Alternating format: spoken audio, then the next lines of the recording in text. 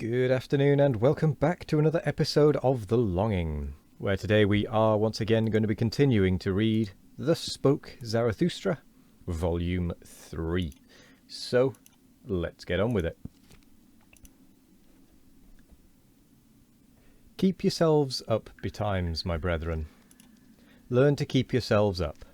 The sea stormeth, many seek to raise themselves again by you. The sea stormeth, all is in the sea. Well, cheer up, ye old seaman hearts. What of fatherland? Thither striveth our helm, where our children's land is. Thitherwards, stormier than the sea, stormeth our great longing. 29. Why so hard? Said to the diamond one day the coal. Are we then not near relatives? Why so soft, O my brethren? Thus do I ask you. Are ye then not my brethren? Why so soft, so submissive and yielding? Why is there so much negation and abnegation in your hearts? Why is there so little fate in your looks? And if ye will not be fates and inexorable ones, how can ye one day conquer with me? And if your hardness will not glance and cut and chip to pieces, how can ye one day create with me? For the creators are hard, and blessedness must it seem to you to press your hand upon millenniums, as upon wax. Blessedness to write upon the will of millenniums, as upon brass, harder than brass, nobler than brass. Entirely hard is only the noblest. This new table, O my brethren, put I up over you. Become hard. 30. O thou my will, thou change of every need, my needfulness, preserve me from all small victories, thou fatedness of my soul, which I call fate. Thou in me, over me, preserve and spare me for one great fate. And thy last greatness, my will, spare it for thy last, that thou mayest be inexorable in thy victory. Ah, who hath not succumbed to his victory? Ah, whose eye hath not bedimmed in this intoxicated twilight?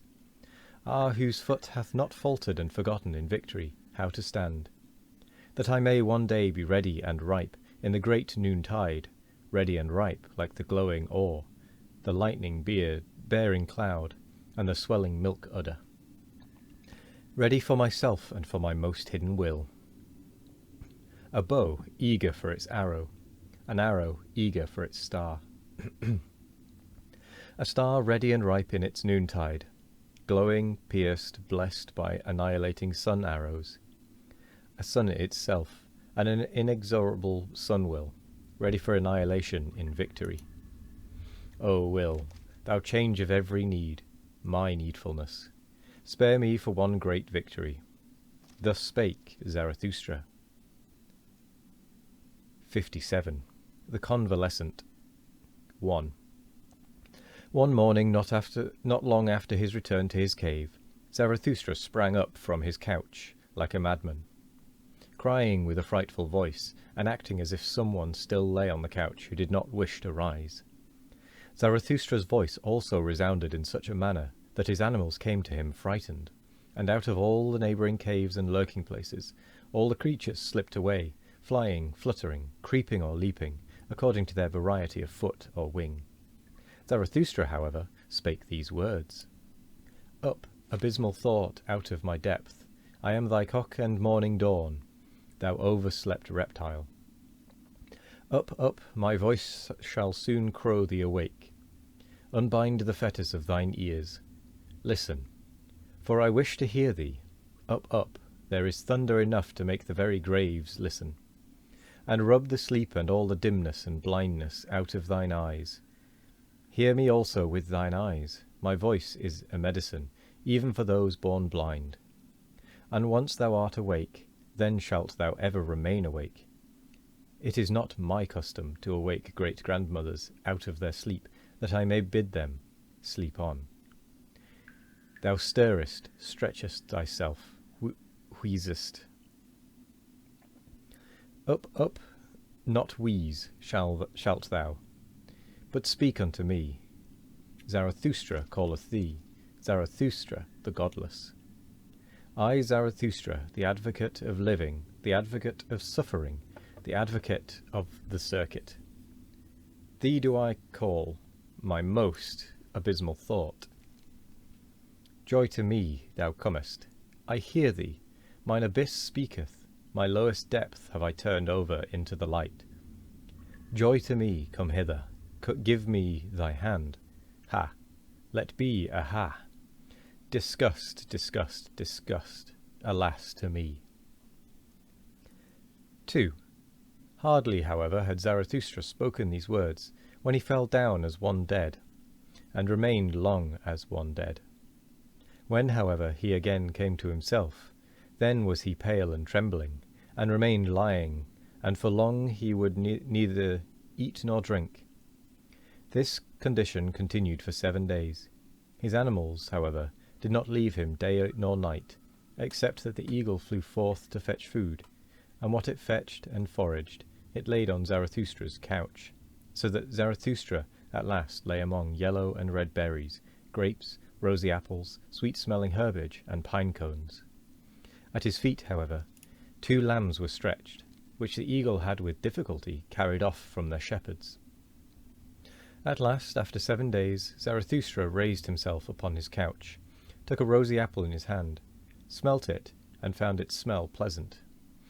Then did his animals think the time had come to speak unto him.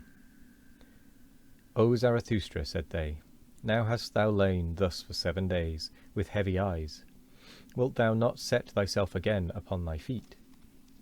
Step out of thy cave. The world waiteth for thee as a garden. The wind playeth with heavy fragrance, which seeketh for thee, and all brooks would like to run after thee.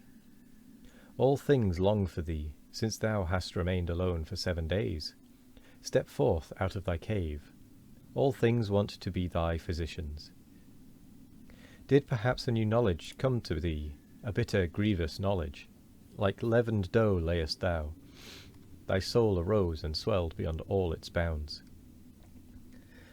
O mine animals, answered Zarathustra, talk on thus and let me listen. It refresheth me so to hear your talk. Where there is talk, there is the world as a garden unto me. How charming it is that there are words and tones. Are not words and tones rainbows and seeming bridges twixt the eternally separated? To each soul belongeth another world. To each soul is every other soul a back-world. Among the most alike doth semblance deceive most delightfully.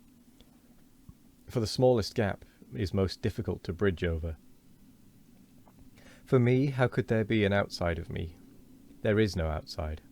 But this we forget on hearing tones. How delightful it is that we forget. Have not names and tones been given unto things, that man may refresh himself with them? It is a beautiful folly, speaking therewith danceth man over everything.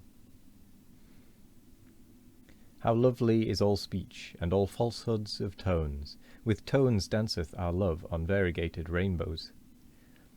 O Zarathustra, said then his animals, to those who think like us, things all dance themselves. They come and hold out the hand and laugh and flee and return. Everything goeth, everything returneth. Eternally rolleth the wheel of existence. Everything dieth, everything blossometh forth again. Eternally runneth on the year of existence. Everything breaketh, everything is integrated anew. Eternally buildeth itself the same house of existence. All things separate, all things again greet one another. Eternally true to itself remaineth the ring of existence. Every moment beginneth existence. Around every here rolleth the ball, there the middle is everywhere. Crooked is the path of eternity. O ye wags and barrel organs, answered Zarathustra, and smiled once more.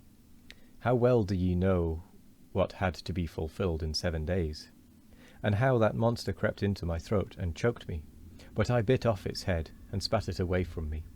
And ye have made a lyre-lay out of it. Now, However, do I lie here, still exhausted with that biting and spitting away, still sick with mine own salvation? And ye looked on it at all? O mine animals, are ye also cruel? Did ye like to look at my great pain as men do? For man is the cruellest animal. And with that we come to the end of the 10 pages, and thus the end of the episode. So, I will say thank you very much for joining me today. I hope you all have a wonderful morning, evening, afternoon or night, no matter what time of day it is. I hope you all have a wonderful one of it. And as always, we will be back tomorrow for more of The Longing. Goodbye.